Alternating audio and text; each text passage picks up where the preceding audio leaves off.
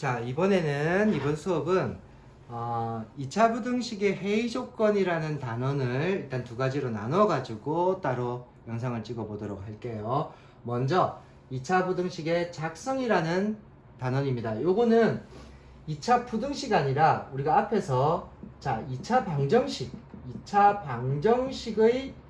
작성 이런 단원도 있었어요. 이게 어떤 거였냐면은 2차 방정식의 두 근이 예를 들어서 알파하고 베타 이렇게 직접 문자 아니라 숫자로 주겠죠.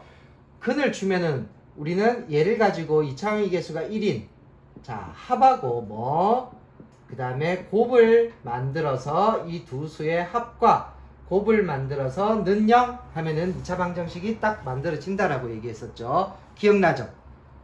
네. 자, 그런데 이제 이번엔 2차 부등식입니다. 자, 2차 부등식의 작성에서도 똑같이 해주면 되는데 방정식 같은 경우에는 바로 합과 곱을 만들어서 우리가 풀 수 있는데 그 전에 이런 원리가 있었어요. 이런 방정식이 된 게 뭐냐면 알파와 베타를 우리가 근으로 가지려면은 일단은 x 빼기 알파 그 다음에 x 빼기 베타가 0이다 이런 어떤 인수분해 상태가 돼야 되겠지. 여기서 x가 알파 x가 베타 이렇게 우리가 예상해 볼 수 있거든. 그래서 두 근을 알파 베타라고 하면 이 과정을 거쳤다가 여기서 다시 우리가 전개를 하면 이렇게 됩니다. 이해하겠죠? 자, 그래서 요 과정을 살짝 생략을 해버리고 어떻게 한 거야? 바로 이 단계로 넘어왔어요. 2차 방정식일 때는 는 0. 자, 그런데 2차 부등식에서는 선생님 그런데 왜 나옵니까? 2차 부등식에서는 바로 넘어가면은 또 헷갈릴 수가 있어요. 또 산수를 틀리거나 또 혼자 또 이상한 길로 가거나 그래서 처음에 원칙을 한번 지키면서 이 과정을 거쳐서 한 번 더 풀어주는 그런 형태로 한번 가보겠습니다. 새로운 게 아니에요. 새로운 게 아니라 2차 방정식에서는 바로 넘어갔지만 그건 는 0, 즉 는 0하고 부등식하고 차이가 뭐냐? 부등식 방향이 있죠. 크다 할 때 답과 작다 할 때의 답이 다르기 때문에 우리가 꼼꼼하게 좀 지나가자 이런 의미에서 빨간색 부분 의미를 한 번 더 거쳐서 가보겠습니다. 자, 바로 요거는 문제를 풀어도 될 것 같아요. 자, 212페이지에 보면 필수 예제 16번이 나옵니다. 자, 필수 예제 16번. 자, 이건 딱 한 문제가 나와 있어요. 자, 2차 부등식. 자, 일단 한글로 2차 부등식. 자, 그리고 ax제곱 더하기 bx 더하기 c. 자, 개수가 문자로 왔다는 것은 아무것도 안 줬다는 얘기지, 그지? 자, 이 0보다 크다. 이 2차 부등식을 풀었는데 답이 마이너스 3보다 크고 x가 4보다 작다. 이런 답이 나왔대요. 자, 그리고 나서 이제 우리는 또 ax제곱 마이너스 bx 플러스 c가 0보다 크다의 최종적으로 해를 구해봐라 이렇게 되는 겁니다. 자, 그렇다면 이걸 분리를 좀 할게요.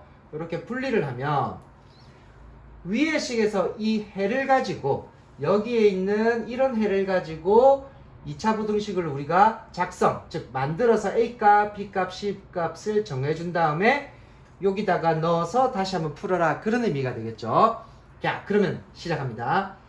자, 마이너스 3보다 크고 4보다 작다의 해가 나오려면 이건 일단 신경 쓰지 마세요. 어떻게 됩니까? 인수분해가 일단 x 플러스 3 그 다음에 x 마이너스 4가 나와야 마이너스 3이라는 해 4라는 해가 나오고 자, 이렇게 사이 두 개의 값이 모여지는 것은 0보다 어떻다? 작다로 돼 있어야 되지. 아직 쳐다보지 마세요. 자, 이거 전개합니다. 전개를 하면 자, 선생님이 왜 중간 과정을 거친다 그랬지? 이 두 건을 또 따로 보고 합, 곱 하지 말고 이런 식으로 해서 우리가 풀어주면 되니까 자, x제곱 그 다음에 전개하면 마이너스 x 마이너스 12가 0보다 작다 이렇게 됐습니다. 자, 이제 얘를 쳐다봅니다. 여기 보면은 크다로 되어 있죠. 0보다 크답니다. 여기는 0보다 작다예요. 그렇다면은 원래 있는 식은 이거예요. 이거를 풀어서 나온 답이기 때문에 방향을 맞춰줘야 되겠지. 그렇다면 어떻게? 여기다가 마이너스를 곱하면 방향이 바뀌겠지. 그래서 요 식에다가 전체적으로 마이너스를 다 곱해서 마이너스 x제곱 플러스 x 플러스 12가 0보다 크다 이렇게 된다면 이제 a값, b값, c값. 자, a값이 얼마? 마이너스 1, b값은 1, c값은 12 이런 식으로 확인이 됐죠. 자, 방향을 꼭 맞춰줘야 돼요. 문제에 있는 방향하고 처음부터 똑같았으면 괜찮지만은 달라요. 반대죠. 그럼 마이너스를 곱해서 이렇게 방향을 맞춰주고 A값, B값, C값을 정합니다. 자, 이걸 여기다 집어넣을게요. 그러면 요 식이 이제 마이너스 X제곱. 자, B에는 양수일이었죠. 들어가면은 마이너스 X. C에는 12. 12가 0보다 크다. 자, 이제 풀면 되는데 우리가 이제 2차 부등식 풀 때 앞에 음수가 있으면 마이너스 다시 곱하죠. 그래서 X제곱 플러스 X 마이너스 12 방향 어떻게? 반대로 인수분해가 되네요. 3, 4, 12 여기 마이너스. 그래서 여기에 X 마이너스 3 X 플러스 4가 0보다 어떻다? 작다? 근이 두 개 나왔죠? 작다니까 모여줘야 되겠죠? 작은 근이 뭡니까? 따라서 답은 마이너스 4보다는 크고 X가 3보다는 어떻다? 작다. 이런 식으로 우리가 이 문제를 뭐 할 수 있다? 해결할 수 있다. 이렇게 됩니다.